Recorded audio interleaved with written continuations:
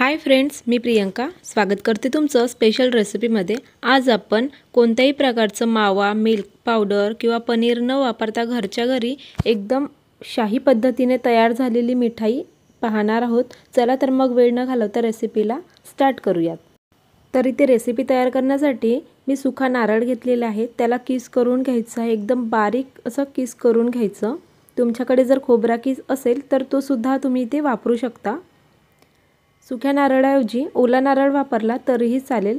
तर पाहू शकता एकदम बारीक किसणीच्या सहाय्याने अशा पद्धतीने जवळपास अर्धा वाटी मी इथे खोबऱ्याचा किस तयार करून घेतलेला आहे।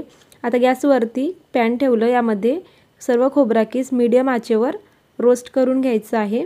इथे तूप किंवा तेलाचा वापर अजिबात करायचा नाही, कारण सुखा नारळ आहे आणि जर तुम्ही ओला नारळाचा वापर करत असाल तर थोडासा तूप घालून परतून घेऊ शकता। तर नारळाचा किस छान असं परतून झालेला आहे, थोडासा डार्क कलर यायला लागलेला आहे। तर आपण भांड्यामधून वेगळं करून घेऊया, म्हणजे साईडला काढून ठेवायचं। आता याच कढईमध्ये अर्धा कप साखर घेतलेली आहे, हिला हाय फ्लेमवरती मेल्ट करून घ्यायचं। आपण इथे कोणत्याही प्रकारचा फूड कलर वापरणार नाही, तर साखर कॅरमेलाइज करून घेणार आहोत आणि तोच कलर पेढ्याला येणार आहे, मिठाईला येणार आहे। तर गॅसची फ्लेम एकदम हाय ठेवायची आणि साखर एकदम विरघळू द्यायचं आहे। तर तुम्ही पाहू शकाल इथे हळूहळू साखर छान अशी विरघळायला लागलेली आहे।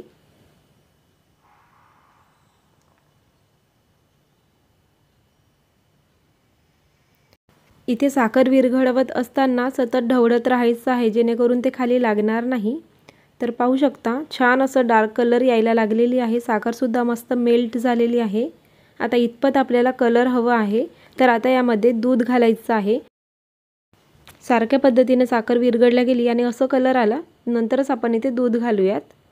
तर इथे फुल फॅट मिल्क घेतलेला आहे, मी इथे 2 कप दुधाचा वापर केलेला आहे। छान उकळून घ्यायचं आहे सर्वात आधी दूध।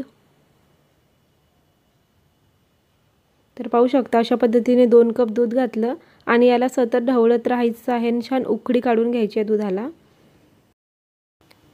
इथे आपण साखर विरघळवून घेतली होती, तर त्याचे तुकडे सुद्धा आपल्याला हार्डवाले दिसतील, परंतु काही हरकत नाही, ते इथे विरघळून जातात 5 मिनिटांनंतर। आणि सतत ढवळत राहायचं आहे, दूध इथे घारी लागू द्यायचं नाही। आणि आपल्याला आता खूप लाईट कलर दिसत आहे, पण जसजसं दूध आटत जातो याची क्वांटिटी कमी होत जाते, तसतसं याला डार्क कलर यायला सुरुवात होत असते। अशाच पद्धतीने सतत ढवळत राहायचं आहे। ही मिठाई तयार करण्यासाठी मी इथे नाही मावा वापरलेला आहे, नाही पनीर किंवा मिल्क पावडर, अजिबात कशाचाही वापर न करता फक्त दुधापासून छान भरपूर अशी मिठाई तयार करणार आहोत। चॅनलवरती जर नवीन असाल तर प्लीज बेल आयकॉनला जरूर प्रेस करा, म्हणजेच नवनवीन व्हिडिओ सर्वात आधी तुम्हाला बघायला मिळतील। तर पाहू शकता थोडा डार्क कलर आलेला आहे आणि क्वांटिटीसुद्धा खूप कमी झालेली आहे। अशाच पद्धतीने मीडियम आचेवर छान ढवळत राहायचं आहे, आटू द्यायचं आहे दुधाला छान असं।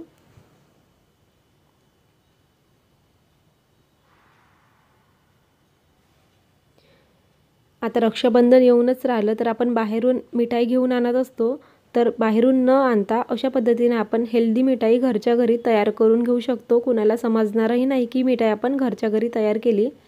आता इथे आपण जो रोस्ट करून घेतलेला होता खोबरा किस तो घालायचा आहे सर्व, आणि सोबतच इथे 5 काजू आणि 5 बदामाचे अशा पद्धतीने बारीकसर तुकडे करून घेतलेले आहेत, ते सुद्धा यामध्ये वापरायचे।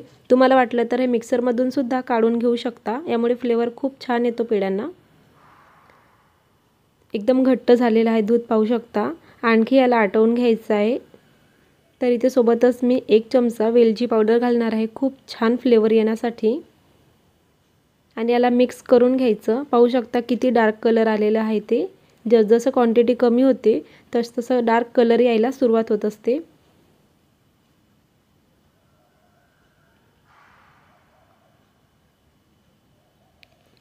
मिठाई आपल्याला खाली लागू द्यायचं नाही आहे, छान असं ढवळत राहायचं आणि एकदम घट्टसरपणा येईपर्यंत ढवळत राहायचं। तर पाहू शकता मस्त घट्ट झालेला आहे आणि कलरसुद्धा एकदम मिठाईचाच आलेला आहे। नॉनस्टिक जर कढई घेतली तर खाली लागणार नाही, परंतु ही स्टीलची कढई असल्यामुळे थोडंसं खाली लागत होतं, म्हणून मी सतत ढवळत होते। त्याची क्वांटिटी पाहू शकता छान कमी झालेली आहे आणि कढईसुद्धा सोडायला लागलेली आहे। तर गॅसची फ्लेम बंद करून सतत ढवळत थंड होण्यासाठी साईडला ठेवायचं, किंवा फॅन खाली सुद्धा 15 मिनिटांसाठी ठेवू शकता। थंड झाल्यानंतर एकदम घट्टसरपणा आलेला आहे, पाहू शकता अशा पद्धतीने घट्ट झालेला आहे। आता हातावरती थोडासा तूप लावायचा, चमच्याने अशा पद्धतीने थोडासा इथे घ्यायचा आणि हाताने गोळा तयार करायचा आहे आणि छान गोल आकार देऊन थोडं चपटा आकार द्यायचा आहे। छान पेढ्याला आकार आलेला आहे, पाहू शकता अशा पद्धतीने एक पेढा तयार झालेला आहे बनवून।